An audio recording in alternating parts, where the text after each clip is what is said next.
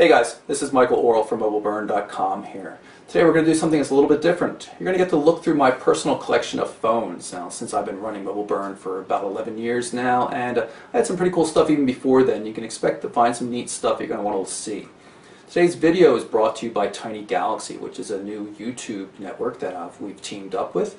Tiny Galaxy brings you mobile tech and gaming news, reviews, tips, real good in-depth stuff like that. If you're interested in checking out some of the videos, click through the link up here in the corner.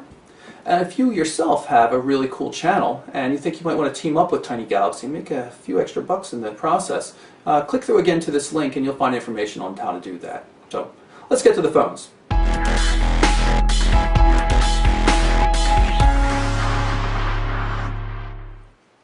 So first up, I'm going to show you the Ericsson R520, sometimes known as the R520M. I've got two of them right here. This is actually a prototype. The device was announced in the year 2000, and I got this before it came out of the market.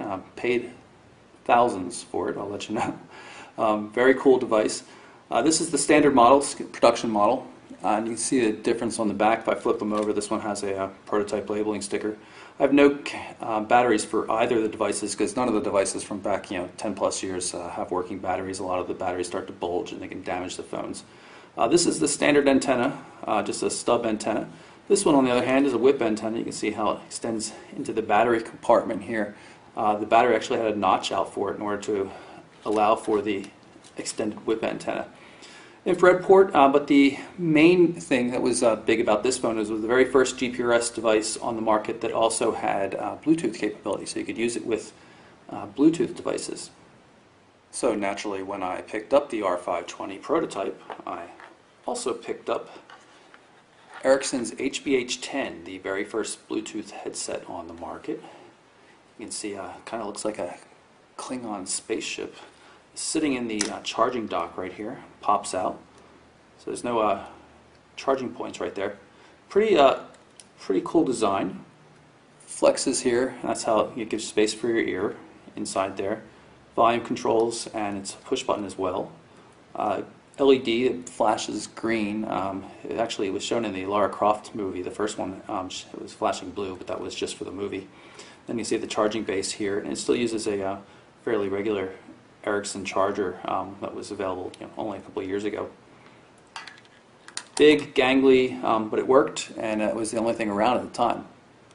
But of course, if you wanted to be that guy walking around with the headset when nobody knew what they were, you needed this little leather case here that clipped onto your belt so you could have the HBH10 with you at all times.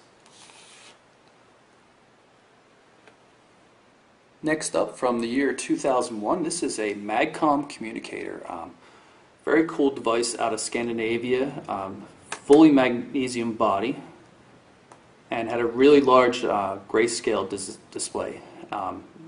Might have only been a couple of shades of gray, like maybe 4 or something like that, but it was pretty limited. But it was a large display, and you didn't find things like that back in the day. Very rugged phone, but not the greatest build quality. You can see the hinges loose and everything like that, and this happened a long time ago, so it's not something that deteriorated over time. Rough finishes and everything, and the company ran into a lot of financial trouble and didn't actually manage to get many of these out on the market. So when I picked up one, they threw in just about every accessory they had ever made for the thing, including this case, with the swivel belt holder and everything like that, and a number of other things at the time. But still, it was a pretty cool piece of kit back in the day. Also from 2001, this is Nokia's 9210 communicator. Very large device, color display. Actually has a 640 by 200 pixel display, I believe it is. You see the soft buttons across the side, full QWERTY keyboard, shortcuts, and of course, as was mandatory at the time, you still needed an external antenna. This one's one of the cooler antennas that was ever out, so it was meant to be used in a couple of different configurations. If you had it out like this, you'd have it sticking straight up here, and if you were talking on it, you would have it sticking up like that. Very large device. Again, not working. I tried charging this, just won't go.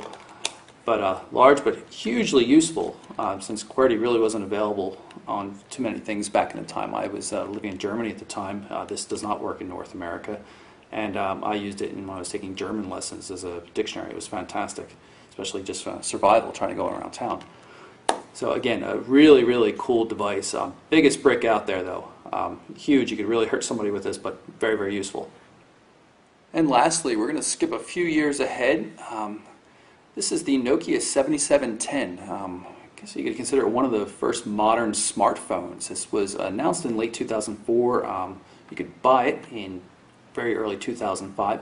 Has a couple of features that would, still stand up today. Has a 3.5-inch display, which is pretty large, 640 by 320 pixels of resolution.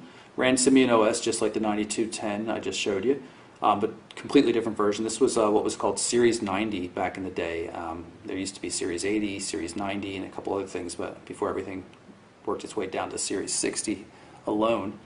You can see pretty large, but still had a whopping megapixel camera, which was really hardcore back in the day.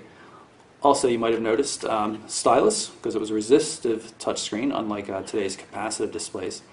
But really fantastic. It was really cool. Did not do very well in the market. Relatively few of them were made, but still it was really cool back in the day.